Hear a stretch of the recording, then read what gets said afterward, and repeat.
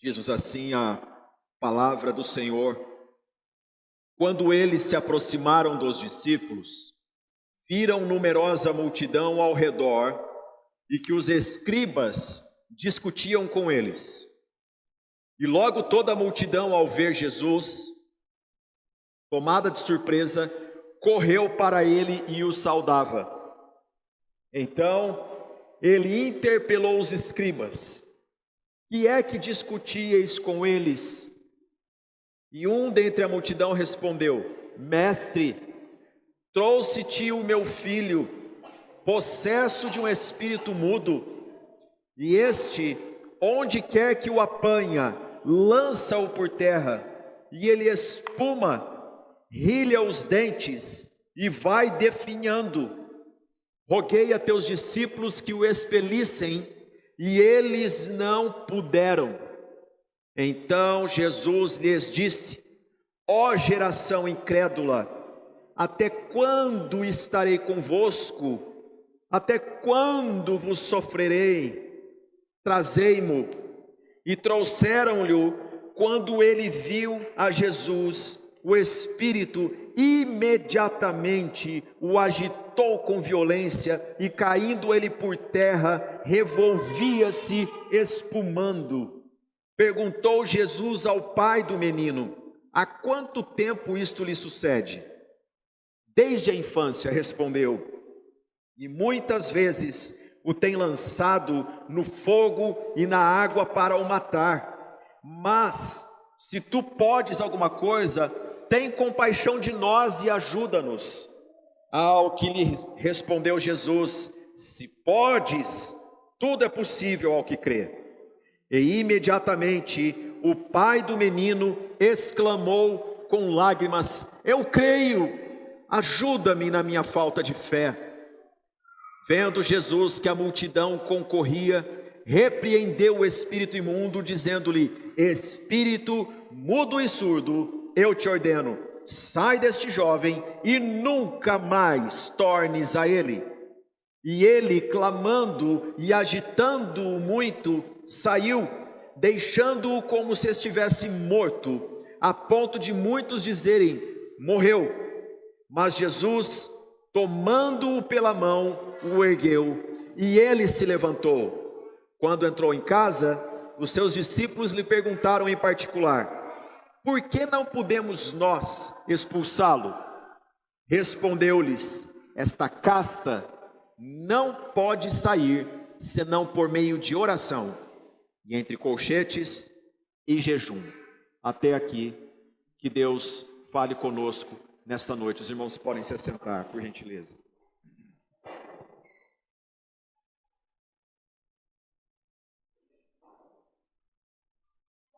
Eu gostaria de hoje meditar com vocês um tema muito oportuno nesta ocasião do ano.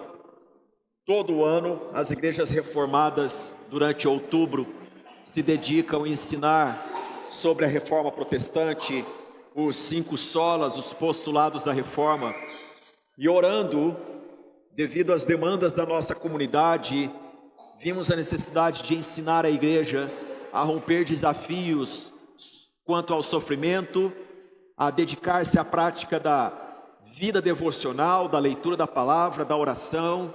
E hoje eu gostaria de meditar com vocês um tema baseado nesse texto que nós acabamos de ler. E esse tema é o perigo de não levar o mal a sério. O perigo de não levar o mal a sério.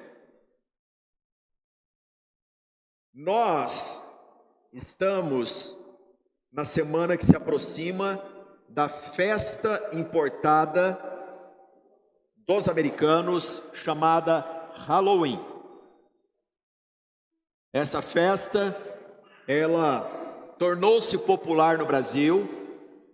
Na verdade, no Brasil não há dificuldades de transformar nada do que vem dos americanos popular. Tudo que é inventado pelo mercado americano é consumido no Brasil com muita facilidade.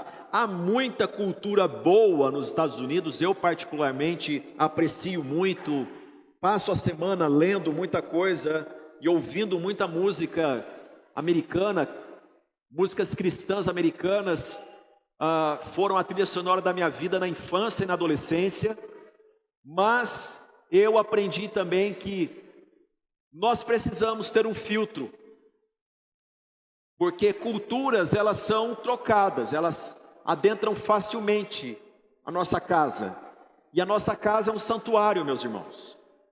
Nossa casa é um lugar sagrado, nossa casa é um local que nós devemos zelar pela pureza e invocar o nome do Senhor na nossa casa. E porque a nossa casa é tão almejada pela cultura e pelo poder das trevas, nós não podemos brincar com o mal. Nós devemos levar o mal a sério e não tratar ele como um elemento de uma brincadeira ou uma festa, como as pessoas fazem na cultura odierna. Gostaria de introduzir falando um pouquinho sobre o Halloween. Halloween é essa festa que quando você passa pelas ruas de São Paulo, você vê todos os locais se preparando para ela. Pinta-se a fachada de preto, coloca lá figuras de abóboras, não é? Com caricaturas, coisas assim que nós vemos desde os desenhos animados até os bordados das roupas se rendendo a isso. E isso já desde muito tempo, desde sempre no Brasil, há essa tentativa de fazer com que essa cultura, esse folclore americano seja parte do brasileiro. E já faz parte. Ontem, passando por um estabelecimento comercial, depois de voltar com a minha esposa de um compromisso à tarde, vi uma grande lanchonete coberta com um pano branco, se fantasiando de fantasma. E eu pensei, é uma lanchonete que tem um rigor quanto à alimentação que sobra, que o que sobra não dá para os pedintes do lado de fora, e gasta uma fortuna numa festa como esta, para não perder a característica. Nós estamos aqui, nós somos legais e estamos no fluxo com vocês. Mas vamos meditar um pouquinho sobre o que é essa festa. O nome Halloween, segundo os estudiosos, deriva da expressão All Hallows Eve, que significa dia designado à véspera do dia de Todos os Santos. All Hallows Eve é direcionado para o dia de Todos os Santos. E o Halloween, essa palavra, é derivada desse composto. E ele é celebrado, esse dia de Todos os Santos, ele é uma festa da Igreja Católica Apostólica Romana.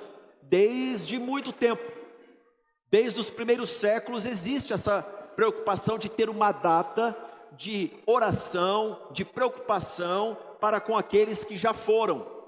Só que isso não é bíblico. A Bíblia não nos ensina a orar por quem partiu. A vida é aqui. A decisão é aqui. O momento dado pelo Senhor para que nós o busquemos e tratemos a nossa vida é aqui. Jesus respondeu isso muito claramente na parábola do rico e Lázaro. O rico sofrendo o tormento prévio àquele tormento que haverá. Ele pede que Deus faça alguma coisa, mas é tarde demais. É tarde demais, o momento é esse. Por isso que a Bíblia diz, se hoje ouvirdes a voz do Senhor, não endureçais o vosso coração. O momento é agora. E essa festa,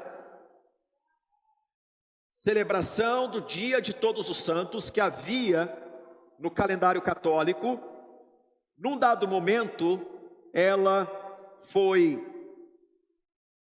o elemento utilizado para substituir uma festa pagã de um povo chamado celtas. Todos nós descendemos dos celtas. Todos os que são de sobrenome português, tem um pezinho lá. Eles têm uma grande influência em diversas culturas europeias e algumas asiáticas. Algumas. E os celtas, eles desde sempre tinham uma celebração chamada Samhain, que nessa festa o termo significa fim do verão. Nessa celebração, que durava 3 dias, começava exatamente no dia 31 de outubro. E segundo acadêmicos, era uma homenagem ao rei dos mortos, segundo os celtas. Este era o propósito. Mas no século VIII, houve um homem na história da igreja, que ele me causa arrepios, Papa Gregório III. Ele foi um homem que engendrou um plano, não de conversão, mas de acomodação de outras culturas dentro da igreja. Até Gregório III, havia uma ênfase de enviar missionários para pregar para outras culturas e para povos pagãos. Gregório, quando assentou-se na cátedra, mandou uma carta para os monarcas dizendo: vocês podem ficar tranquilos, porque agora mudou. O método não é mais conversão, mas é acomodação. Se tem um templo pagão na tua cultura, nós vamos transformá-lo num templo cristão. Pode deixar as imagens onde estão, os ídolos pagãos como estão, o altar lá dentro como está, e deixa o povo. Quando o povo vir para sacrificar bois, para sacrificar ovelhas, para comer e beber, no momento lá surge um padre e asperge água benta e faz uma oração, e assim nós vamos acostumando o povo no recinto idólatra deles. O que vocês acham dessa ideia? O que aconteceu foi que ele, na sua estratégia, fez com que diversas heranças culturais do paganismo entrasse dentro da igreja, se misturasse, e hoje as pessoas perguntam: de onde vem essa prática? Que não está na Bíblia. Vem desta manobra de Gregório III, e ele mudou o dia de Todos os Santos, de 13 de maio, exatamente para o dia 1º de novembro, numa tentativa de cristianizar aquela festa celta chamada Samhain. E assim, esta festa regada a toda sorte de mitos, de mística, ela adentrou a igreja, e as pessoas então nesse dado momento começam a celebrar algo que é um misto de adivinhação, um misto de falar com os mortos, consultar os mortos para saber sobre o futuro, consultar mortos para saber se a vida vai bem ou vai mal, e tudo isso sob o guarda-chuva igreja. Mas, a partir dos anos 1500, com o terror que havia do Tribunal do Santo Ofício, a Inquisição que foi instaurada na Europa, que perseguia ciganos, perseguia judeus principalmente, começou a capturar mulheres e sentenciá-las à fogueira. Uma mulher judia, somente pela etnia dela e por ela ter a prática judaica dentro de casa, ela poderia ser arrastada para uma pira e lá sofrer como um espetáculo para a sociedade, e ganhava uma alcunha de bruxa. Tudo isso começou a ser misturado, e hoje as pessoas, elas acatam uma festa sem saber do background, tudo que há por detrás disso, que história que há, e principalmente, que peso espiritual que há em tudo isso. Eu faço uma pergunta para vocês: uma coisa que foi erigida na história, com tamanho requinte de crueldade, e um assinte contra a santidade de Deus, consultando mortos, invocando mortos, práticas sexuais ao ar livre, danças sensuais, volúpia a céu aberto, tudo isso é abominação aos olhos do Senhor. E quando isso é misturado com, também faz parte da fé cristã, vamos dar uma festa. A vida é muito difícil, nós choramos trabalhando, nós choramos ao longo do ano, precisamos de uma festa. E então esse tipo de cultura vai se envolvendo, meus irmãos, é aí que o diabo deita e rola. Porque ele nunca vai se apresentar para os nossos filhos vestido de vermelho, de chifres e de tridente. Mas ele vem através de festas, gracejos, jogos, culturas perniciosas. E uma vez entrando na mentalidade, somente Deus para tirar. Somente Deus para tratar dessa mente. Curiosamente, uma lenda sobre uma personagem chamada Jack entrou na celebração do Halloween e dizia-se que esse Jack, ele era mais esperto que o diabo, porque o diabo nesse dia vinha para atormentar as pessoas, mas o Jack era mais esperto que a figura satânica. E qual era o sinal do Jack? Ele pegava as abóboras e fazia o artesanato dele cortando. Quanta coisa há por detrás de uma festa? E eu pergunto para você, não há nenhum peso espiritual nisso? Será que tudo é somente festa? Eu vou pedir licença para vocês um pouco, antes de entrar aqui no texto, para dizer sobre o que a Bíblia nos fala sobre tudo isso, para contar para vocês algumas experiências pessoais na lida pastoral. Quando jovem pastor, eu estava num acampamento com 300 jovens e adolescentes. E de repente no acampamento, houve uma clareira, um afastamento de cadeira, do nada, e uma gritaria. E aí, pegaram a pessoa que estava ali, levaram para um recinto para orar. E eu continuei pregando. E depois de 2 horas, eu fiquei sabendo da história. E uma garota estava lá, e ela não suportava aquele momento do culto a Deus, e ela começou a ter espasmos, tais como esses que nós vimos aqui na Bíblia, que acabamos de ler.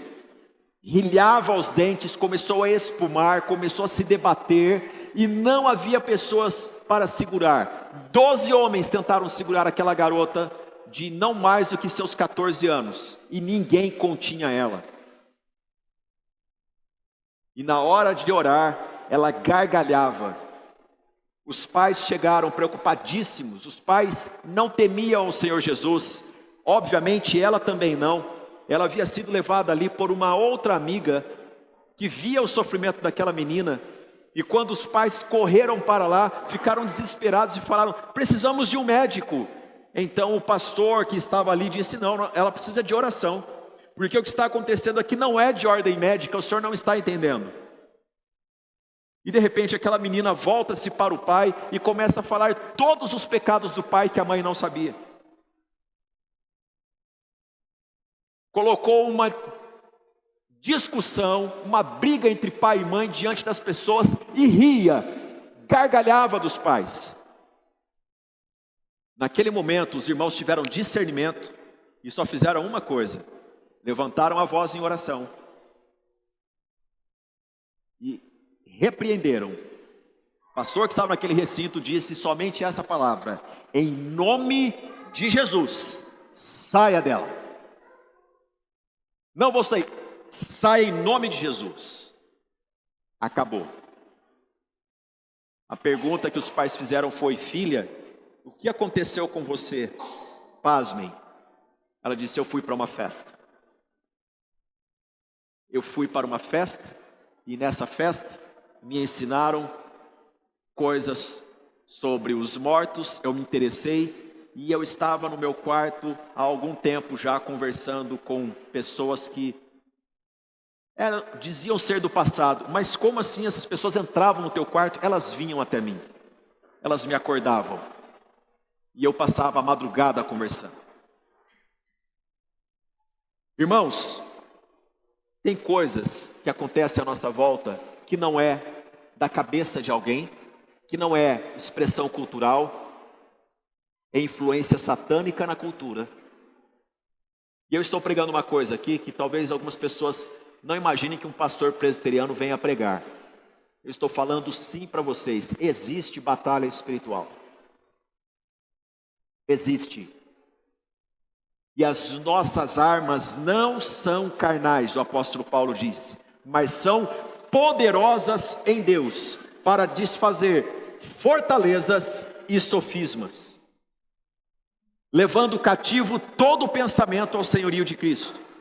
Quando Paulo fala de desfazer fortalezas e sofismas, ele fala de esquemas, a palavra grega é essa, desfazer esquemas organizados pelo maligno, levando cativo todo o pensamento ao senhorio de Cristo. É a palavra grega de quando um guerreiro levava na ponta da lança alguém conquistado pela autoridade dele, ia cutucando, levando até a autoridade maior. Paulo utiliza essa expressão. E como nós vivemos isso e levamos os pensamentos nossos, mantemos a nossa mente sob o senhorio de Cristo.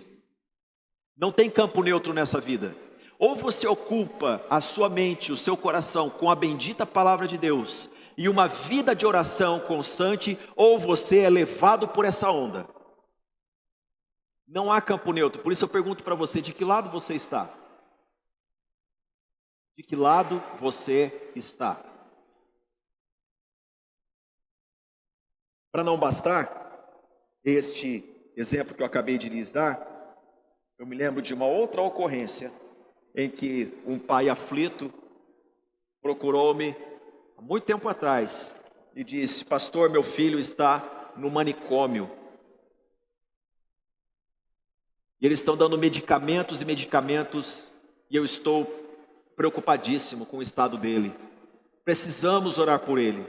E quando eu cheguei naquele hospital psiquiátrico para visitar o filho dele, meus irmãos, 12 enfermeiros não seguravam aquele rapaz. Aquele menino havia feito um pacto dentro do quarto, por influência de um outro colega. E de repente veio uma outra pessoa e disse para mim: ele é de ascendência polonesa? Eu falei: eu não sei. Chamei o pai e disse: vocês são poloneses? Estão perguntando aqui, eu não sei qual é a relevância dessa pergunta. O pai disse: não, sou nordestino, minha família toda do Nordeste, viemos do Nordeste, todo mundo aqui é brasileiro.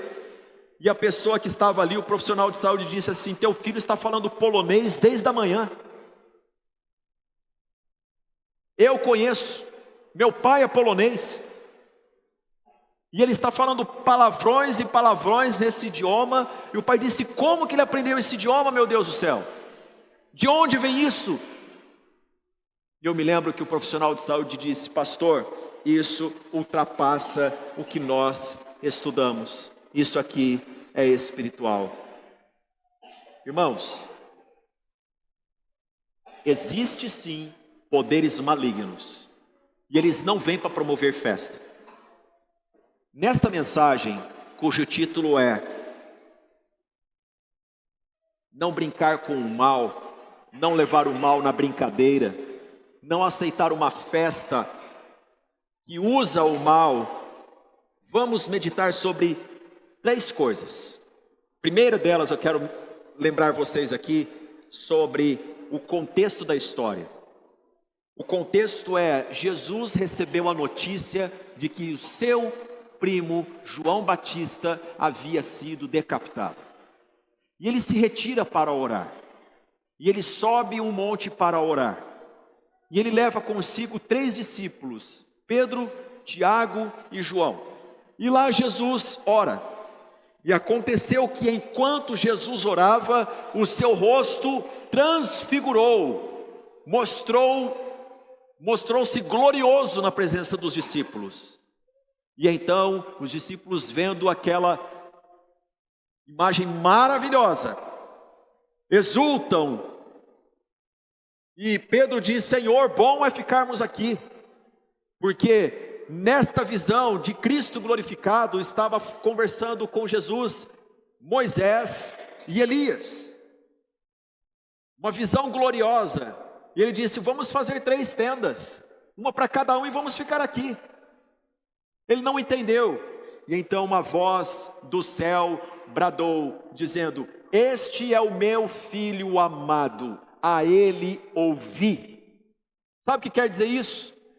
A Bíblia judaica é dividida entre profetas e lei. Moisés representa a lei, Elias representa os profetas. Tanto Moisés como Elias conversava com Jesus, que no centro estava. Ali a mensagem era: toda a Bíblia converge em Cristo. Se você recebe a Cristo, se você lê a palavra de Deus, se você tem a Cristo como Senhor da sua vida, você pode receber todas as promessas que estão na palavra do Senhor em si mesmo. Este é o meu filho amado, ele é o centro da Bíblia, a ele ouvi. E quando eles descem do monte, ao pé do monte tem um problema, há uma discussão. E essa discussão se dá porque os fariseus estão discutindo com os discípulos do Senhor Jesus. E qual o motivo dessa discussão? O motivo é que um pai chegou ali aflito com o seu filho possesso de um espírito maligno. E este pai, ao levar o filho, os discípulos não puderam expulsá-lo. E os escribas que ali estavam começaram a discutir com os discípulos. Segundo estudiosos, a linguagem de discutir com os discípulos é uma forma de dizer: eles estavam fazendo da situação chacota contra o Senhor Jesus e os discípulos. Uma vez que os discípulos não deram conta do recado, não expeliram os demônios, então tornou-se um circo, até que Jesus chega na história. Primeiro vamos meditar o que espírito maligno deseja fazer com os nossos filhos. O texto nos diz, veja comigo, quando o pai responde a Jesus. Jesus pergunta aos escribas: que é que discutíeis com eles?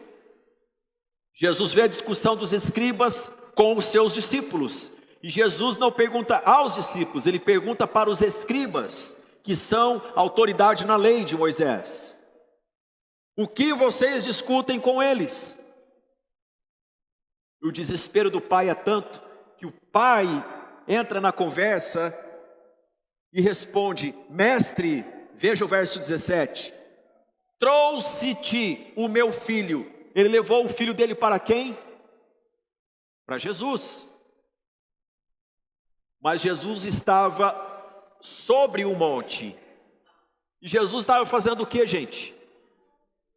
Orando. Orando.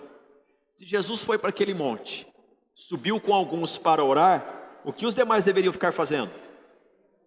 Orando também, não é? E esse pai leva seu filho para os outros discípulos. Leva para Jesus. Jesus não está, os outros discípulos o recebem e não expulsam o demônio. E os escribas começam a discutir com eles. E o pai então diz: trouxe-te o meu filho. Lucas capítulo 9, 38 diz: o meu único filho. Esse pai amava muito essa criança. Meu único filho, mestre.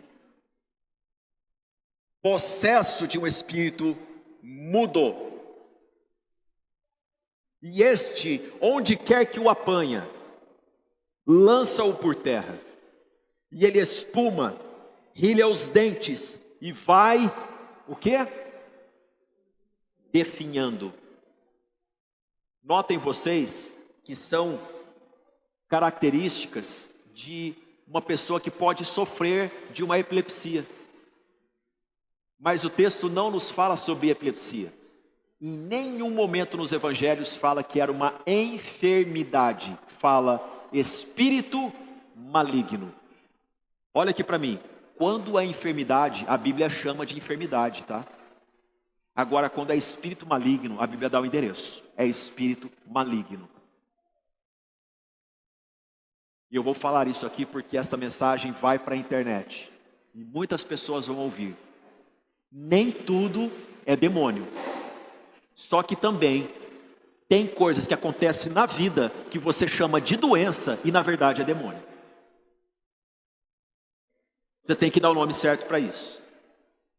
Talvez a tua vida não esteja indo bem, porque você está chamando de doença aquilo que a Bíblia chama de pecado. Chamando de transtorno aquilo que a Bíblia chama de influência maligna. E nós somente na presença de Jesus temos clareza do que é. Não podemos brincar com o mal, também não podemos tratar o mal como se fosse uma coisa de somenos. Olha só o que o Pai diz. O espírito mudo, ele bloqueia a capacidade do meu filho de falar e de ouvir. Não adianta, ele não ouve, ele não fala. Tanto Marcos como Mateus e Lucas narram esta ocorrência. E espírito surdo mudo é o que fala. Ou seja, um espírito que toma posse desse menino e desconecta ele da vida. Ele não ouve papai, não ouve mamãe, não ouve ninguém. Ele vive no mundo dele, e o mundo dele é infernal. Em nome de Jesus, igreja, nós precisamos abrir os nossos olhos, porque é isso que o inimigo faz nessa geração. Ele não manda um espírito festivo, ele manda um espírito surdo, mudo, que vai bloquear ouvidos, vai bloquear voz, vai transtornar, não vai transformar em alegria, ele vai transtornar, e essa pessoa vai perder todas as conexões familiares que ela pode ter. Esse pai diz: esse espírito possui meu filho. Vamos ver o que mais ele faz? Esse pai diz: onde quer que o apanha, onde quer que o apanha. À beira de um rio, pode ser à beira de um penhasco, um desfiladeiro, 50 metros de altitude, ele pode pegar. À beira-mar, mar revolto, ele pode pegar. Não dá sossego, eu tenho que ficar o tempo todo com os olhos dele. É isso que esse pai está dizendo. Ele espuma, rilha os dentes, movimento da sua boca, ele articula como se fosse uma fera, como se fosse um animal. É isso que esse pai está dizendo. Consegue imaginar o semblante dessa criança, desse filho? E ele vai definhando. O que é uma pessoa definhar? É quando os nervos começam a encolher, os membros começam a fazer movimentos involuntários e a pessoa começa a ter a aparência de um bicho. Quem vê uma cena dessa quer correr. Só que ele não corre, porque ele é o pai que ama. Ele diz: alguém tem que fazer alguma coisa. Deus, pelo amor, faça alguma coisa. Mas não encerra aí. Veja só o que o pai também diz, quando Jesus pergunta: há quanto tempo isso lhe sucede? No verso 21, ele diz: desde a infância. A Bíblia não nos diz, gente, por que essa criança passou a ficar assim. Não nos diz. Onde ela não nos diz, nós não falamos. Mas, olha o que o pai diz no verso 22. E muitas vezes o tem lançado no fogo e na água. Imagina isso. Festa da família. Todo mundo se alegrando. De repente, aparece uma criança atendo fogo sobre si mesmo. Festa da família. Tem piscina. O espírito pega essa criança e faz ela entrar dentro da água, começa a se debater lá. Todo mundo fica apavorado. Já vi isso. Sei do que estou falando. E a Bíblia nos diz, o pai ainda diz para Jesus: se tu podes alguma coisa, tem compaixão de nós e ajuda-nos. Eu elenquei aqui para vocês até agora o que o espírito maligno pode fazer com uma criança. É uma covardia. Vocês viram as notícias de Israel? Que Hamas fez, entrando numa festa, dizimando pessoas, que fez entrando em kibbutz de famílias, dilacerando mulher grávida, aquela cena horrível. Isso é estereótipo de espírito maligno, espírito das trevas, promove terror. Agora eu chamo sua atenção para o seguinte, e principalmente os pais que nos assistem essa noite, em nome de Jesus. Enquanto há pais gritando, clamando para que os filhos saiam do terror, nós estamos numa cultura dizendo: vamos brincar com o terror. Não brinque com ele, porque ele não está de brincadeira com você. Não brinque com isso. O que pode parecer apenas uma visita, pode ser um pacto que depois somente com Cristo isso deve ser anulado. Agora quero tratar com você uma segunda parte dessa mensagem, que é o que os homens fazem. Nós vimos o que as forças do mal fazem. Agora vamos ver o que os homens fazem. Esse pai trouxe este menino a Jesus. Jesus está no topo do monte, enquanto no sopé do monte estão os seus discípulos, e os seus discípulos não puderam expulsá-lo. Primeira coisa que você tem que se lembrar é que isto não está na ordem do poder humano. Homens não têm poder sobre seres espirituais arquimilenares caídos nessa terra, que vivem para atormentar e para distrair pessoas do amor e da graça de Deus. Estes espíritos malignos estudam a vida de casais, de famílias inteiras, de filhos, estudam culturas, ficam examinando o momento certo para adentrar e destruir. Não compete a nossa habilidade humana lidar com eles, gente. Enquanto isso, também há aqueles que, vendo e sabendo da impossibilidade de outrem, riem ou faz disso discussão, como os escribas estão fazendo. Gente, a pior coisa que tem é uma pessoa que quer discutir em cima do sofrimento do outro. É isso que os escribas estão fazendo. Vendo o sofrimento do pai, vendo os discípulos apavorados, eles começam a discutir. Vamos falar de teologia do demônio. E começa uma discussão. É isso que os homens fazem. Por isso a minha pergunta para você é: está experimentando alguma coisa assim estranha no ambiente familiar? Uma coisa saiu da linha? Vou começar pelo seguinte: a palavra do Senhor nos diz para que nós tenhamos provisão na palavra de Deus contra as setas, os dardos inflamados do maligno. Dr. Russell Shedd, tem até uma Bíblia com o nome dele, Bíblia Shedd. Ele disse certa vez que essas setas do maligno, ele era uma pessoa estudiosa da língua grega, era exatamente aqueles pensamentos que vêm de bobeira. Você já teve pensamentos de bobeira? Do nada brota uma coisa e fala: por que esse pensamento veio? Coisa estranha. Setas, dardos inflamados do maligno. Um dia você está amando uma pessoa, dando presente para ela, no dia seguinte vem um pensamento de você deve pensar melhor a respeito dela. Essa pessoa pode não ser o que você pensa dela. Você fala: por que eu estou pensando isso? Foi tão bom encontrar com ela. Esposa e o marido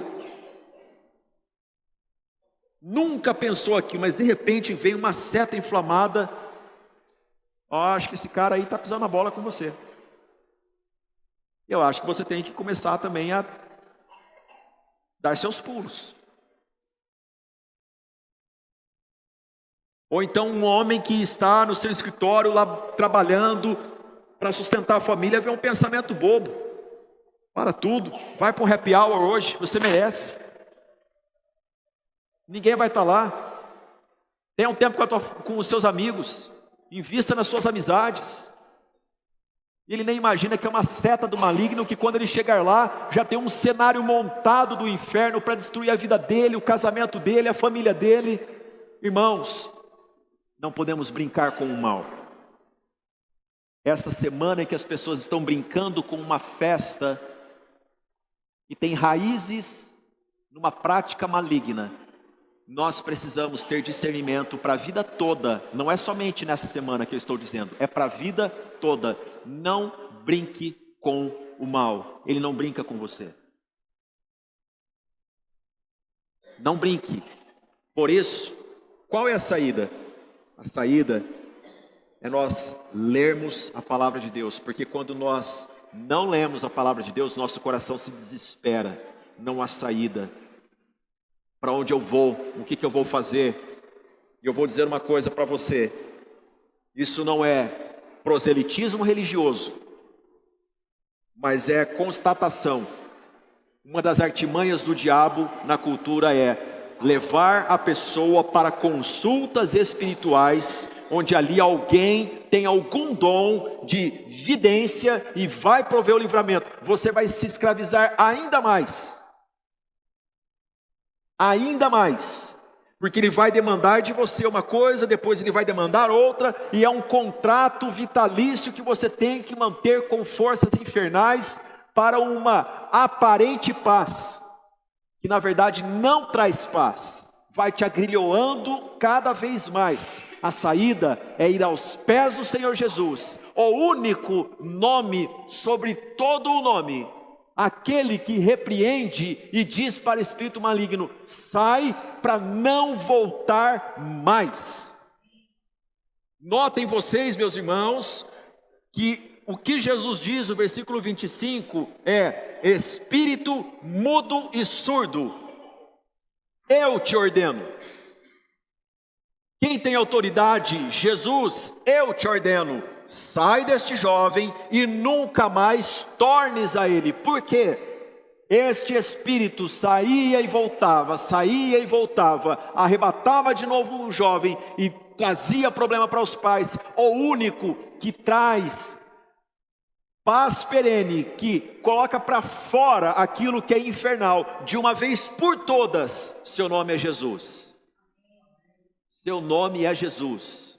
Se o seu coração não tiver a bendita pessoa de Jesus reinando, você é um campo vasto para tentações, setas malignas e folclores malignos. Mas agora que nós vimos o que forças malignas fazem e vimos o que os homens não fazem, eu quero mostrar para você o que Jesus faz. Vamos meditar? No capítulo 9 do Evangelho de Marcos, versículo de número 19.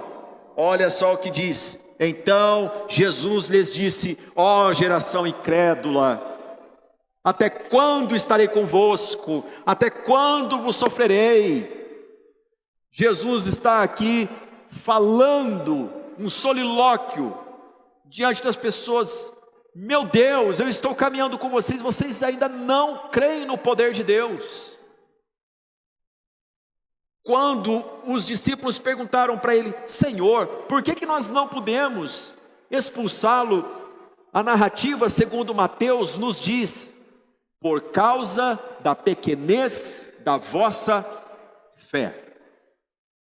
Não é saber o nome, não é ritual, não é fogueira santa, não é sexta-feira do poder, não é pastor, é fé no Senhor Jesus.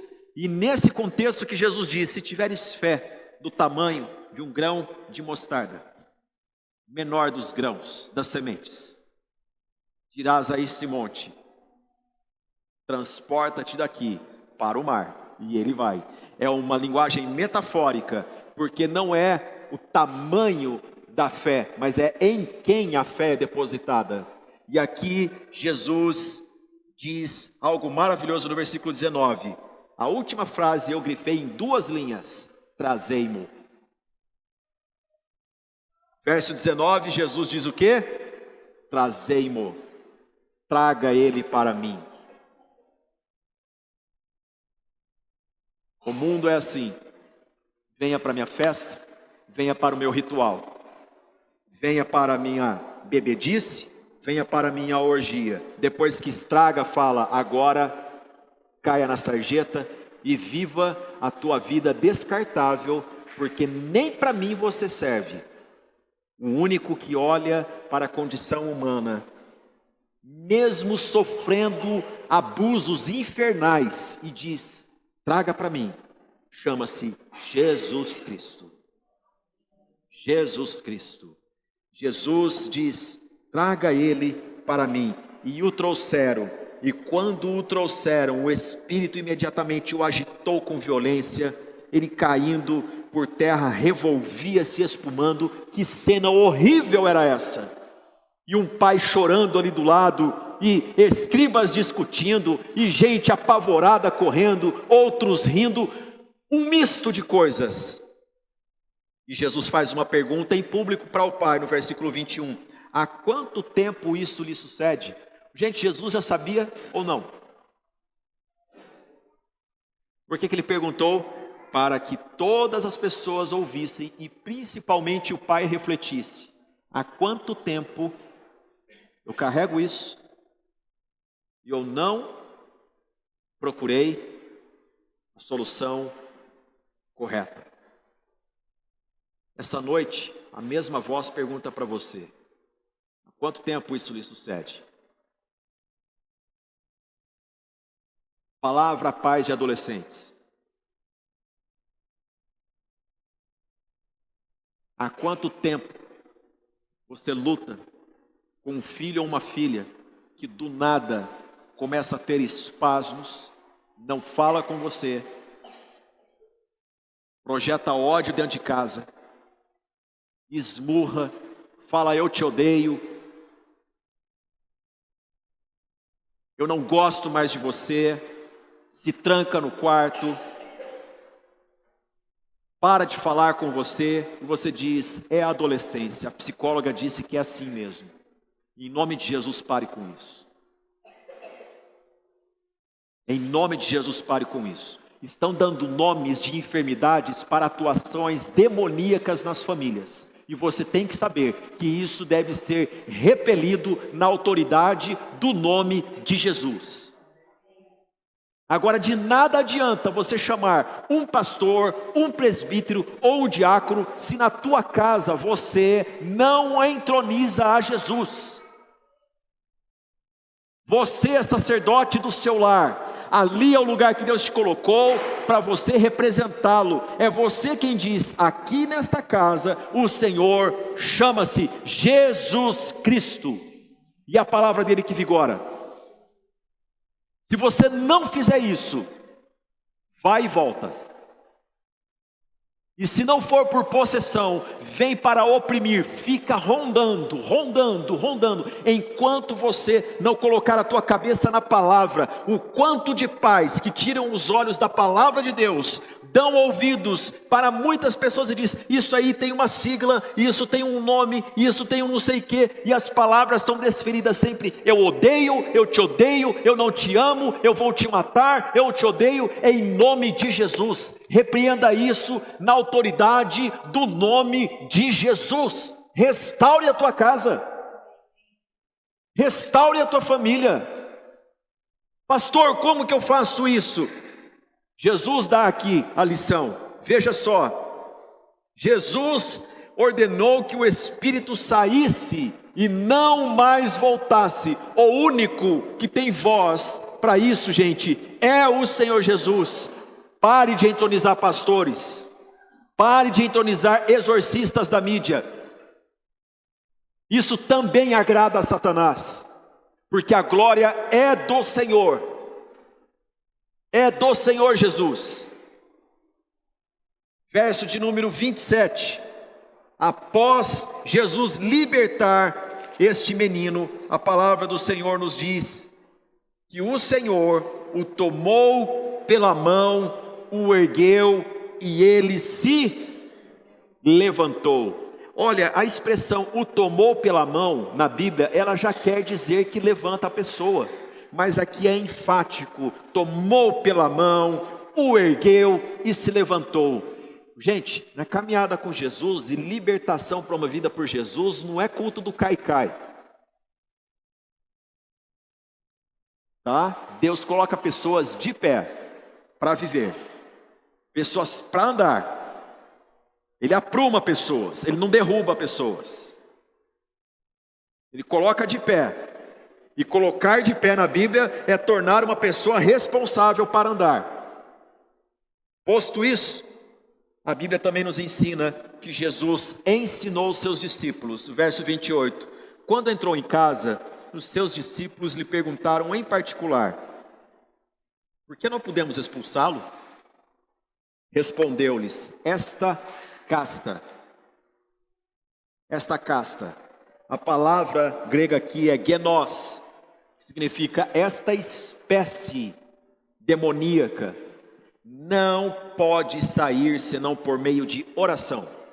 O texto entre colchetes e jejum foi inserido por um escriba tardiamente. Não faz parte do original. Mas se lê-lo também, não tem nenhum problema, porque o jejum é uma prática comum na vida cristã. Agora, para ser instrumento de Deus, para expulsar espírito maligno, gente, o próprio texto nos ensina, é a comunhão com Deus, é a presença de Jesus na vida, uma vida de oração. E isso é o que se espera de qualquer crente. Qualquer crente. Às vezes, eu visito lugares e as pessoas dizem assim, quando vou pregar em algumas igrejas: pastor, vou te apresentar o irmão fulano. Que bom, muito prazer em te conhecer. Aí dizem assim: esse irmão fulano, ele é o irmão responsável pela libertação. É ele que tem o dom da libertação.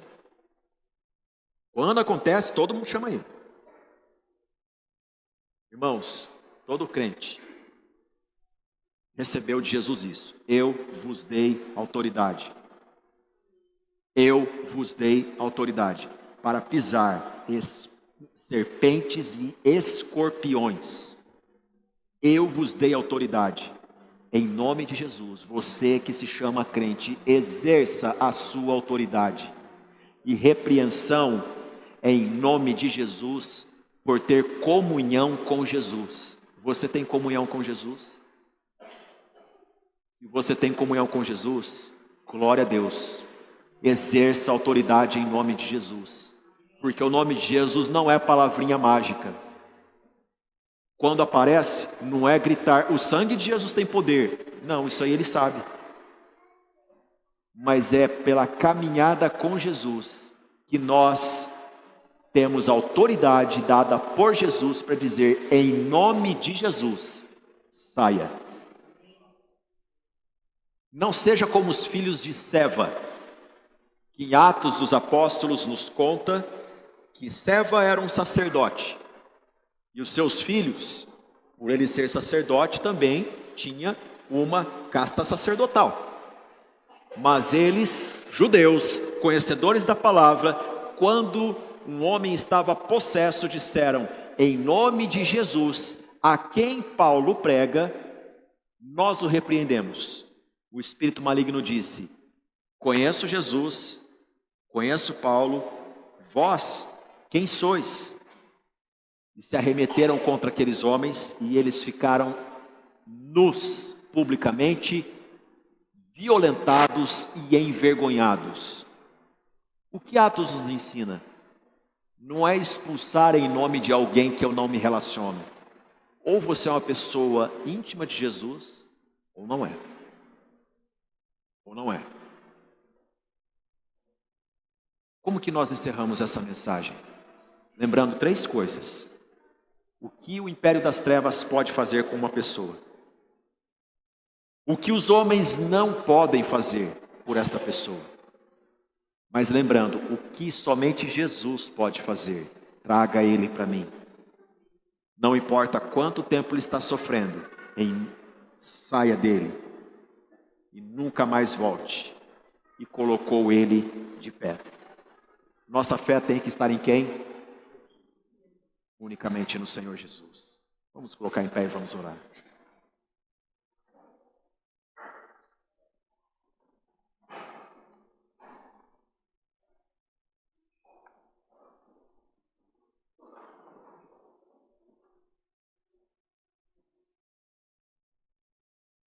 Neste momento, eu gostaria de incentivar você a curvar a sua fronte, fechar os seus olhos,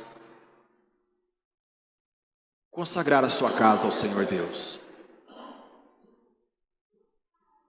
Mas isso só pode proceder de um coração que se consagra a Deus, que diz: Senhor, faça do meu coração o teu lar, habita meu coração, habita minha mente. Senhor, santifica minha vida. Não quero que minha vida seja pasto de chacais, seja morada de teu Espírito Santo. Purifica minha mente, meus olhos, meus lábios, porque o Espírito Santo, meus irmãos, ele é santo, ele não habita onde há cultura de sujeira. E nós precisamos buscar um viver santo, sermos coerentes com a palavra do Senhor. Se você faz isso de todo o coração, por extensão você vai consagrar a tua casa a Deus. Senhor, coloco minha casa nas tuas mãos. O que está lá que é maligno, me ajude a limpar, Deus. Me ajude. E que não haja nenhuma influência infernal na minha vida e na vida da minha família. Nem sequer uma festa entronizando poderes demoníacos. Senhor nosso Deus e Pai, bendito seja o teu nome. Graças te damos por tua palavra que nos orienta, que nos ensina a depender unicamente de ti, Senhor. Senhor, nesses dias em que são difíceis e que muitas pessoas estão desanimando na caminhada da fé, porque olham em diversas direções, menos na tua palavra e na direção da cruz do Calvário. Levante esta geração, ó Deus, levante este povo com autoridade e na unção do Senhor. Que eles sejam, ó Deus, como Gideão, pessoas que cortam altares idólatras, que cortam vínculos com inimigos de Deus, com o maligno, e que estabelecem o altar do Senhor na sua casa. Senhor, ajude a pais e mães aqui, ó Deus, a terem uma atitude santa nas suas vidas e no seu lar. Ó Deus, que a festa celebrada seja para a glória do teu nome. Ó Deus, e que não haja nenhuma influência maligna, Senhor. Livra-nos de tudo isso, Senhor. Livra-nos, ó Deus. Ó Senhor Jesus, dirija, Senhor, a mente e o coração de cada um de nós, para que nós julguemos este tempo, que nós tenhamos discernimento para viver esses dias e não sejamos levados, ó Deus, pela corrente da cultura que muitas vezes está eivada por setas malignas. Senhor, santifica a tua igreja, porque é para isso que nós ouvimos a tua palavra. No nome santo de Jesus nós oramos. Amém.